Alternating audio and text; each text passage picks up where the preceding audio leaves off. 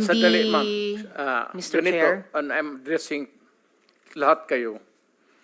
Taga-probinsya po ako. Hindi ninyo pwede akong masumo na paulit-ulit. Pag ginawa ninyo yan, isnabin ko kayo.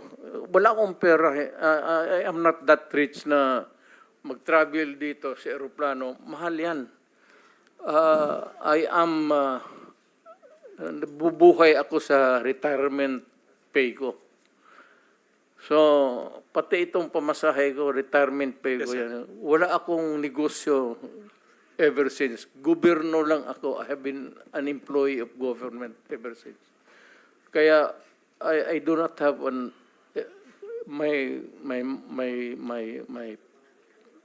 my public life is open to everybody. So, magastos masyado, ma'am. Kaya,